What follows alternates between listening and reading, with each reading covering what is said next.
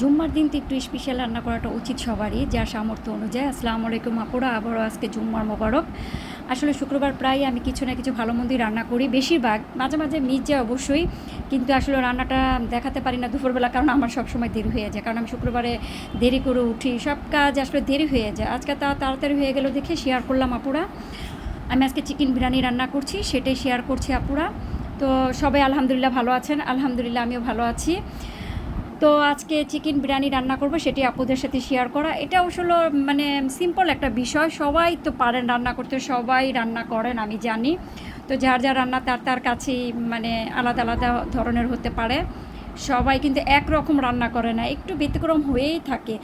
কারোটা কেউ একটু মশলা বেশি খায়, কেউ একটু মশলা কম খায়, এই আর কি। জাস্ট আর কিচ্ছু না, কিন্তু সবাই আমরা কম বেশি রান্না করতে পারি, তাই না পুরা? তো আজকে সেটাই শেয়ার করছি কীভাবে আমি চিকেন বিরিয়ানিটা রান্না করছি। অবশ্যই এর আগে অনেকবারই আমি দেখিয়েছি, আর একই ভিডিও আসলে সবসময় দেখা তো ভালো লাগে না, কিন্তু কি করব বলেন। কি মানে প্রতিদিন যেটাই রান্না করি একটু শেয়ার করি আপুদের সাথে। তো রান্না করলাম আজকে, সেটাই শেয়ার করছি, আর কিছু না পুরা। বোরিং হয়েও না তোমরা কেউ, সরি তুমি করে বললাম, আসলে তুমি ভাষাটা আমার কাছে খুবই আপন লাগে। যাক, কিন্তু নীতি অনুযায়ী আপনি করেই বলা উচিত, এটা সম্মান জানানো হয়। তা যাক, আপন নাই বা হলো আপনি করেই বলি। সরি আপুরা, আবারও মানে দুঃখিত আমি। যাক, তো আমি যেভাবে রান্না করছি সেটাই শেয়ার করছি। আসলে কি মানে ইদানিং মনটা না খুব খারাপ থাকে, কেন জানি অদ্ভুত কথাবার্তা চিন্তা আসে, আসলে টেনশন এভাবেই আসে মানুষের। চিন্তা করি আসলে কাছের মানুষগুলো সব দূরে চলে গেছে, কেউই মনে হয় কি কাছের না। আশেপাশে যারা থাকে তারাই মনে হয় কি আপন। দেখি আত্মীয় স্বজন নেয়, কোনো খোঁজ খবর কারোই কেউ নেয় না, সবাই ব্যস্ততা দেখায়, সবাই ব্যস্ত। আশেপাশে যারা আছে আসলে তারই সবচেয়ে বড় আপনজন, কিছু না কিছু হলেই খোঁজ খবর নেয়, বিপদে আপদে তারাই দেখি ঝাঁপিয়ে পড়ে। তো এখন আমি মনে করি আত্মীয় স্বজনের সাথে যোগাযোগ না রেখে আশেপাশে মানুষের সাথেই যোগাযোগ রাখাটা ভালো। তো আমার হাতে বানানো টমেটো সসটা দিয়ে দিলাম। আমি ঘরে এবার মাশাআল্লাহ অনেকগুলো টমেটো সস বানিয়েছিলাম, তো সেটাই প্রায় খাচ্ছি। কতদিন খাবো জানি না, তো যে কদিন খাওয়া যায় আর কি সেটাই। তো আপুরা সেটাই আর কি শেয়ার করা। মানে খুব কষ্ট লাগে মাঝে মাঝে যে আত্মীয় স্বজন কেন এত পর হয়ে গেল, কেউই কারো খবর রাখে না।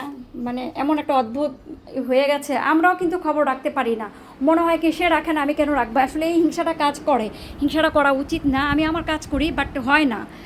দেখা যায় সে আমার খবর নেয় না, আমিও নিব না, এই ধরনের হয়ে গেছে আসলে। পাল্লাপাল্লি লাইফটাই এমন হয়ে গেছে, আর মোবাইলের যুগ তো আরও মনে হয় কি আত্মীয় স্বজনের সাথে বিচ্ছিন্ন হয়ে গেছে সবাই। কিন্তু আসলে এটা ঠিক না। কোরআন কিতাবে হাদিসে আছে আগে আত্মীয় স্বজন তারপর অন্যকে, বাট এটা ভুল হয়ে গেছে। এখন আশেপাশের মানুষ তারপর আত্মীয় স্বজনেই আর কি। তো আপুরা কত কথাই না শেয়ার করলাম।